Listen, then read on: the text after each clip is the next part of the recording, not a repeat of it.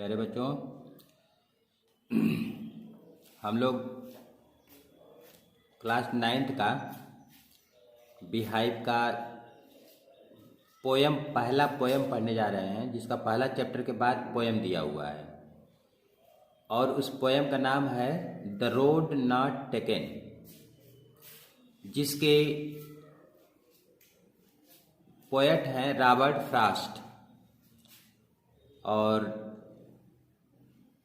यह poem Robert Frost द्वारा लिखी गई है और इसमें जो है रॉबर्ट फ्रॉस्ट के बारे में आपकी बुक में सब दिया हुआ है। ये अमेरिकन पोएट थे और ये नाटककार भी थे। इनका जन्म जो है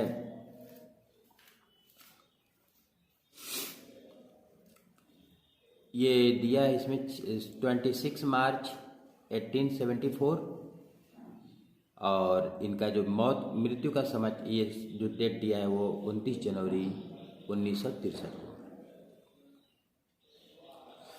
तो पोएम में बता रहे हैं इसमें कि ये जो पोएम है द रोड नॉट टेकन, इसको 4 स्टेंजा में डिवाइड किया गया है। तो स्टेंजा 2 पहला और दूसरा आज हम लोग इसको पढ़ेंगे। तो इसमें बताना चाहते हैं इस पोएम के माध्यम से कि मतलब the roads diverged in a yellow wood and sorry I could not travel both and be one traveller long I stood and looked down one as far as I could to where it bent in undergrowth।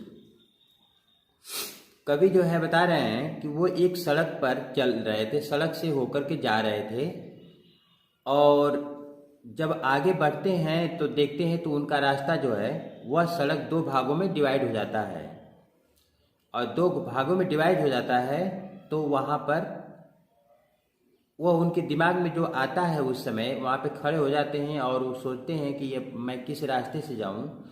तो जो वहाँ पे खड़े खड़े उनके दिमाग में जो बात आती है उसी को उन्होंने यहाँ पे कविता के माध्यम से दिखाया है और बता रहे हैं कि द 2 रोड्स माने 2 सड़कें, डाइवर्ज माने बटी हुई थी, डिवाइड हुई थी माने बटी हुई थी, इन अ येलो वुड, येलो माने पीले रंग के, पीले और वुड माने जंगल, वुड माने आप लकड़ी भी जानते हैं और यहाँ वुड माने जंगल होता है। यहाँ पोएम में वुड माने जंगल भी है। तो बता रहे हैं कि the 2 roads diverged in a yellow wood. Yellow wood कब होता है? जब पतझड़ का मौसम आता है और उसमें पत्ते जब है सारे वृक्षों के जो पत्ते होते हैं वो पीले हो जाते हैं और पीले होकर के वो गिर जाते हैं, इसके बाद नए नए हरे हरे पत्ते निकलते हैं। तो ये बता रहा है कि the 2 roads diverged in a yellow wood माने इन अ येलो वुड माने एक पीले जंगल में 2 रोड्स डाइवर्ज, 2 सड़कें बट गई थी। And sorry I could not travel both, और दुख की बात यह थी कि आई कुड नॉट ट्रेवल बोथ, मैं दोनों रास्ते से यात्रा नहीं कर सकता था। आई कुड नॉट ट्रेवल बोथ मतलब मैं दोनों रास्तों से यात्रा नहीं कर सकता था।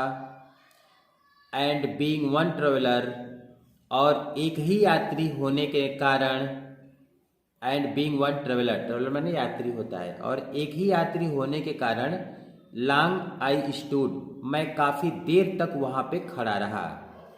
उस रास्ते पर जहाँ रास्ते 2 भागों में डिवाइड हो रहे थे वहाँ कह रहे हैं कि मैं बहुत देर तक जो है वहाँ पे खड़ा रहा। And looked down one as far as I could, और एक लुक डाउन माने और मैं खड़ा होकर के वहाँ देख रहा था। वन माने एक रास्ते को देख रहा था, as far as I could माने जितना दूर तक मैं देख सकता था मैं एक रास्ते को देखा। बता रहे हैं कि आई लुक्ड डाउन वन माने एक रास्ता, अर्थात मैंने एक रास्ते को देखा और as far as I could मैंने और जितना दूर तक देखा जा सकता था मैंने उसको देखा।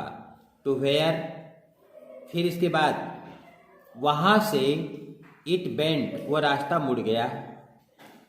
फिर आगे जहाँ तक देखना संभव था, जहाँ तक वो देख सकते थे वो देखे। उसके बाद वहाँ से आगे से फिर क्या हुआ, टू वेयर माने वहाँ से, इट बेंट माने वो रास्ता मुड़ गया। अब मुड़ करके कहाँ चला गया, इन द अंडर ग्रोथ माने वो झुरमुटों में अर्थात वो झाड़ियों में चला गया। तो रास्ता वहीं से ये मुड़ गया। तो कवि यहाँ पे बताते हैं कि वो एक रास्ते से वो चलते चलते जा रहे थे और आगे जब गए तो वह रास्ता दो भागों में बट गया। और वो दो भागों में बट जाने से अब उनको ये समझ में नहीं आ रहा कि वह किस रास्ते से जाएं, किसको पकड़ कर जाएं। तो वही खड़े खड़े वो सोच रहे थे और वो अकेले यात्री थे, इसलिए वो दोनों से यात्रा नहीं कर सकते थे, इसलिए वो वहाँ पर काफ़ी देर तक खड़े रहे। और एक रास्ते को उन्होंने जितना दूर तक संभव हुआ उतना दूर तक देखा।